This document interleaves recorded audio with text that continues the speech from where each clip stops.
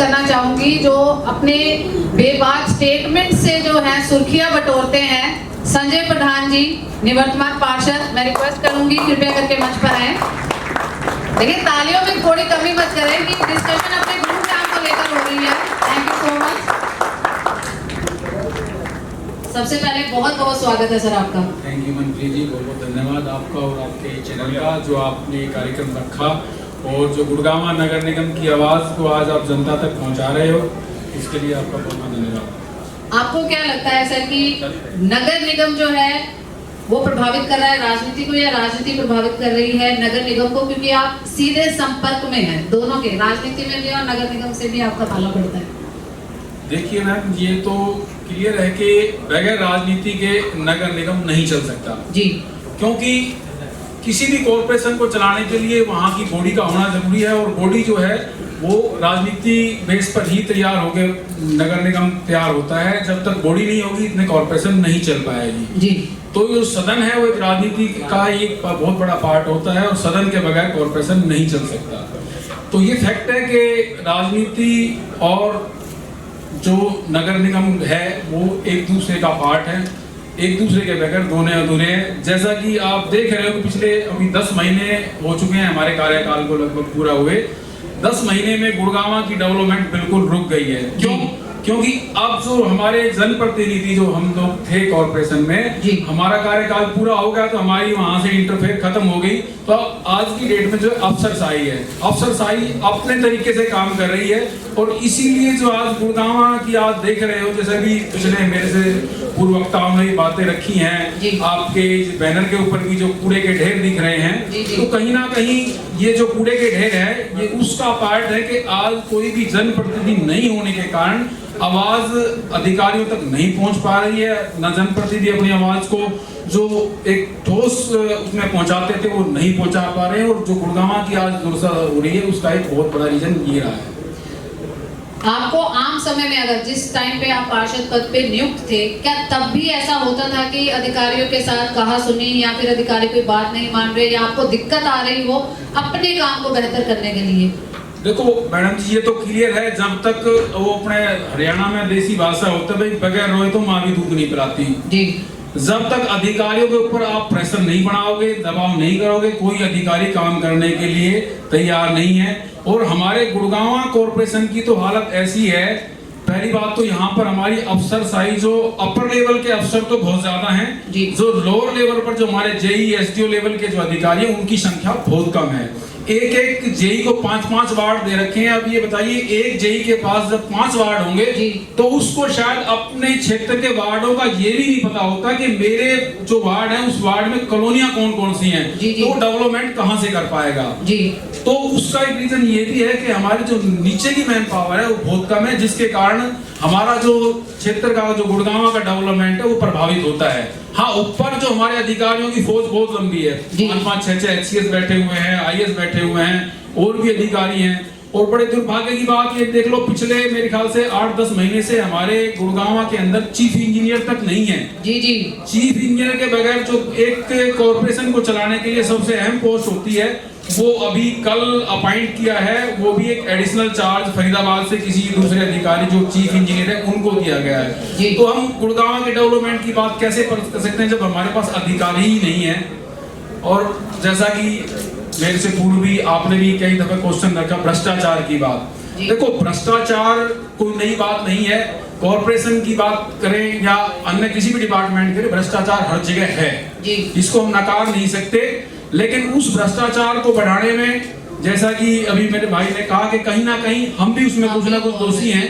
अपने समय को बचाने के लिए हम लोगों को पैसा देकर उस काम को कराते हैं जो काम 4 दिन में होना, या 10,000 रुपए पकड़ मेरे को आज शाम तक चाहिए, तो उस भ्रष्टाचार को हम लोग पैदा कर रहे हैं। आप 4 दिन का समय उसका है तो आप 4 दिन का समय लगाइए ना। अगर 4 दिन बाद वो काम नहीं होता तो आपके जनप्रतिनिधि हैं, उच्च अधिकारियों की जो सिस्टम बनाया हुआ है, सबसे पहले कलेक्टर के पास फाइल जाती है, उसके बाद उससे सीनियर अधिकारी का इलेक्शन होता है, एसडीओ जेई हैं, उसके बाद चीफ इंजीनियर बैठा हुआ है, ज्वाइंट कमिश्नर है, तो अपनी आवाज को वहां तक पहुंचाइए, वहां तक। लेकिन हम क्या करते हैं, कि यार ऊपर तक मेरे पास समय नहीं, आप ये पैसा लो और मेरा काम आज शाम तक करके दे दो। तो कहीं ना कहीं भ्रष्टाचार को बढ़ाने में हम लोगों की जिम्मेवारी है, हम खुद बढ़ाते हैं भ्रष्टाचार को। अगर हम थोड़ा सा समय निकालें और कोशिश करें तो भ्रष्टाचार पर भी अंकुश लग सकता है। हाँ, अगर हम ये कहें कि हम 100% भ्रष्टाचार को खत्म कर देंगे तो वो पॉसिबल नहीं है, क्योंकि ये आज इंडिया है और इंडिया के तो खून में भ्रष्टाचार रम चुका है। 100% भ्रष्टाचार खत्म नहीं हो सकता। डेवलपमेंट आपको क्या लग रहा है, कितनी हुई है? नगर निगम आने से क्या प्लस पॉइंट हुआ है या माइनस रहा है, कि हुआ अच्छा डेवलपमेंट? देखिए, जैसा कि अभी आपका जो आज का कार्यक्रम है जी, 15 साल बेमिसाल जी, क्वेश्चन मार्क है। क्वेश्चन मार्क में ये कि 15 साल के टर्म में हाउस जो रहा है वो सिर्फ 10 साल रहा है जी। जो 5 साल का टर्म हमारा बीच में जो खाली गया जी, जिस पर अफसरशाही रही, इस क्वेश्चन मार्क का जिम्मेवार वो है अफसरशाही जी, ना कि सदन जी। सदन में हमारे से पहले जो पार्षद थे और जो इन 5 सालों में जो हमारे साथी पार्षद रहे, उन्होंने निष्ठा से अपने अपने वार्ड में जिसकी जितनी कैपेसिटी थी, जहां जितना काम था, सभी पार्षदों ने मिलकर काम किया। और ऐसी बात नहीं है पिछले 10 सालों में, अगर आज आप 2011 में पहला सदन एक्टिव हुआ था, 2011 से और 2022 तक की बात करते हैं, तो 10 साल में गुड़गांव में डेवलपमेंट हुई है।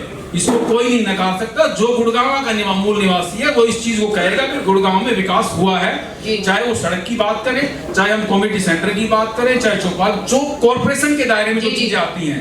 कुछ चीजें ऐसी हैं जैसे कि फ्लाईओवर्स हैं, ये कॉर्पोरेशन के दायरे में नहीं है, ये जीएमडीए के दायरे में है। और कुछ जगह समस्याएं हैं, जैसे जल भराव की समस्या कोई नई नहीं है, कोई आज से नहीं है, पिछले कई सालों से चलती आ रही है। मैं मानता हूं बिल्कुल हमारे जो एक जल भराव की समस्या का जो मुख्य कारण रहा है, जो गुड़गांव शहर, जो हमारा गुड़गांव सिटी है, ये 3 एजेंसियों के बीच में घिरा हुआ है जी, हुड्डा, जीएमडीए और कॉर्पोरेशन। मेरा मानना यह है कि जब तक पूरे गुड़गांव की प्लानिंग किसी एक एजेंसी से नहीं कराई जाएगी, एक एजेंसी जल भराव के ऊपर काम नहीं करेगी, गुड़गांव के जल भराव की समस्या एज इट इज रहेगी। एक कोई भी एजेंसी, चाहे जीएमडीए, चाहे कॉर्पोरेशन, चाहे हमारा नगर निगम, चाहे साथ में इसको एचएसआईडीसी को भी ले सकते हैं, एक एजेंसी इसकी प्लानिंग करे कि भाई हमने पूरे गुड़गांव शहर का जो बरसाती पानी है उसको किस प्रकार तक नजरगढ़ ड्रेन तक पहुंचा सकते हैं। वो एक एजेंसी प्लान करके तभी इस पानी को निकाल सकती है, क्योंकि अगर हम अलग अलग प्लानिंग करेंगे, अगर मेरा वार्ड है, मैंने अपने वार्ड से पानी को निकाल कर अगले वार्ड में भेजना है तो अगले वार्ड देखेगा, तो मेरा वार्ड तो मैं अपना सेव कर दूंगा लेकिन अगला डूब जाएगा।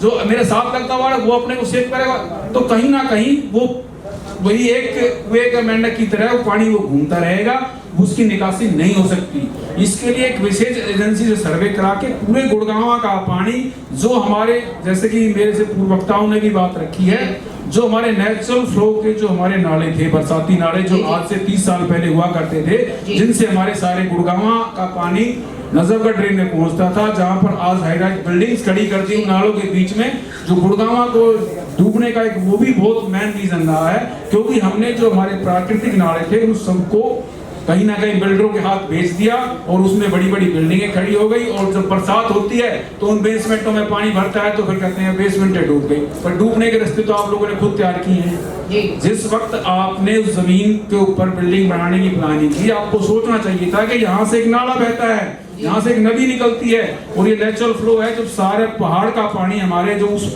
जैसे निकल के जाएगा, जब वहां पर हम उसको अगर रोक देंगे तो पानी ने तो अपना रास्ता, देखो पानी, आग और हवा, इनको कोई नहीं रोक सकता। वो तो अगर आप यहाँ से रोक रहे तो कहीं ना कहीं घूम से निकलेगा, जहाँ उसको जगह मिलेगी वो जाएगा, तो फिर वो हमारी बेसमेंट में 2-2 महीने तक पानी खड़ा रहता है, तो उसके जिम्मेदार हम लोग खुद हैं। तो मेरा मानना यही है कि जब तक एक एजेंसी गुड़गांव के पानी की निकासी का प्लानिंग नहीं करेगी, गुड़गांव इसी प्रकार डूबता रहेगा। और आपको क्या लगता है कि कितनी दिक्कत जो है आती है पार्षदों को, कि अगर अधिकारी नहीं सुन रहा और दूसरी तरफ जनता का प्रेशर आप लोगों के ऊपर आता है? देखो जी, जनता जो है, जनता की सबसे पहली कड़ी होती है पार्षद।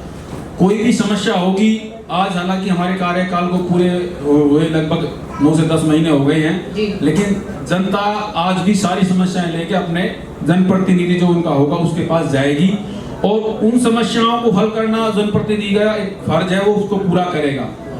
मानते हैं आज हमारे सामने बड़ी समस्याएं, अधिकारी हमारी जो पहले हम बात करते थे सुन पाते थे, आज वो नहीं सुन पा रहे हैं, लेकिन फिर भी जितने अपने लेवल पे होती हैं हम लोग हल करने की कोशिश करते हैं। और एक अधिकारी और पार्षद का तालमेल होना बहुत जरूरी है। जब तक उन दोनों का तालमेल नहीं होगा हम क्षेत्र के डेवलपमेंट नहीं कर सकते। इसके साथ साथ मैं एक बात और रखना चाहूंगा कि कॉरपोरेशन के अंदर, हमारे हरियाणा के अंदर जो अमेंडमेंट 74 जो है वो लागू ना होने के कारण भी पार्षद भाइयों को पूरी पावर नहीं है, इसलिए अधिकारी अपनी मनमानी चलाते हैं। मैं हरियाणा सरकार से और हमारे जो तमाम विधायक हैं, मंत्री हैं, उनसे भी आपके मंच के माध्यम से गुहार लगाऊंगा कि उस अमेंडमेंट को लागू करवाए, ताकि जो कॉरपोरेशन के जो हमारे साथी हैं, जो हमारे पूरे हरियाणा के सदन हैं, उनको पावर मिल सके और उस पावर का वो भरपूर यूज करके हरियाणा की डेवलपमेंट में, गुड़गांव की डेवलपमेंट में अपना सहयोग और ज्यादा दे सके। बहुत बहुत धन्यवाद संजय जी हमारे साथ बात करने के लिए। रिक्वेस्ट करूंगी प्रवीण जी।